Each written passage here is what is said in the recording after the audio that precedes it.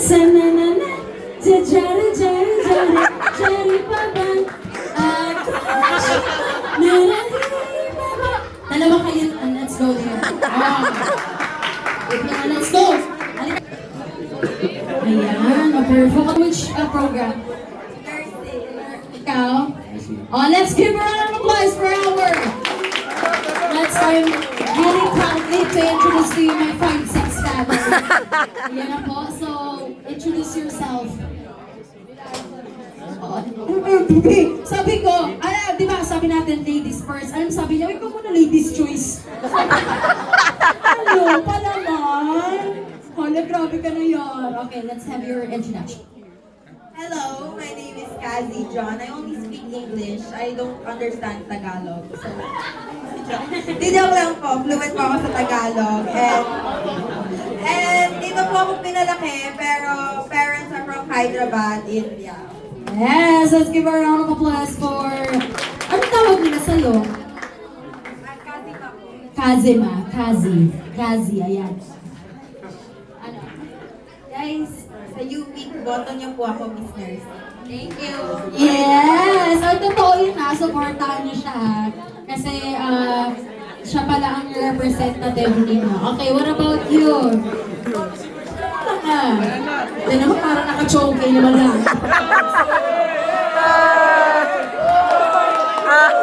Kasi Jesus Christ, nagagalit. Na parang sabi niya, ano nang pag-asa? Parang hinang-hina na ako sa tao nito. Go. Hello. What's your name? My name is Sid Christian from Vincent One Nursing. Anong tawag nila sa'yo? Sean. Sean? Ala, hindi parang, alam niyo na panood niyo na yung Every Child is Special?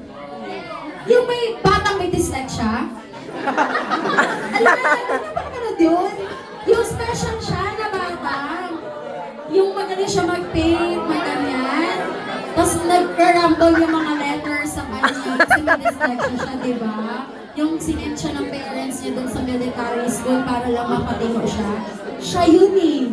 Ishan! Sabi ng nanay doon. Charis na. Ano ka na? Tawag dito, anong ganap mo? Anong kwenta mo sa nursing? Kamusta ka naman? Medyo masaya naman po sa nursing. Mga loko-loko po mga kasama ko. Masaya naman po talaga sila kasama. Masaya naman pala kasama. Masaya daw kayo kasama. Kayo tanong ka nursing, masaya ba kayo kasama siya?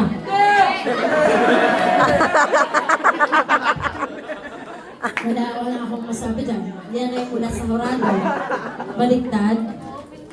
Grabe. Ano naman something you love? Hindi ka dito lumaki? Dito po ako pinangayon, taka dito po lumaki. Okay. So, what's something you love being with the Filipinos na nakauwi ka na ng India? Umuwi ka rin ng India? This will be your first time? December? Hala! Congrats! Mamahalin mo doon.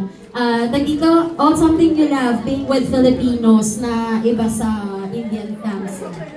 Actually kasi, ang Indian family at ang Filipino, we're really same. Sobrang same ng family ties, ganyan. Pero, there are some limitations lang when it comes to marriage. Kasi we have arranged marriage, di ba? Kung paano sila.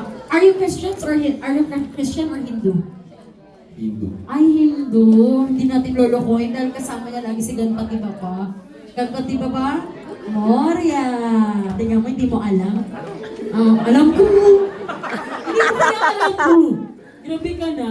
So what's something you love being with the Filipinos? Being with Filipinos. Alam mo, sa amin sa Christian, hindi namin pinapatungan ng altar bebe ko. Yes. Go. What's something you love? Being with Filipinos makes me realize that there's a lot to explore in this country. Not just like food, about the culture, it's also about how people treat you and how they respect you.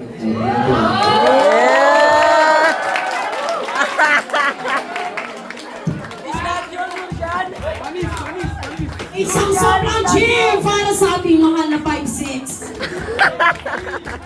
Diba? Gurshan, is that you? Terrorist tayo Pero you go to temple. You visit temple. I went to the temple last time. Ay, depende sa mood niya. Depende rin sa mood niya yung pagpatong niya ng kamay sa altar. Perfect siya. But that's something you love. Thank you so much, John. What about you, Bev? What's something you love being with Filipinos?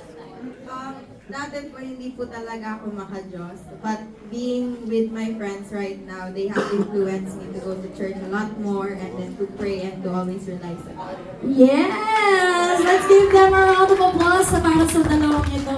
Thank you so much, guys. Saan? Yun ba? Parang siyang Astro Boy. May sarili siyang mundo. Sige, thank you so much, guys. I'll call him also a fan. Anong oras na?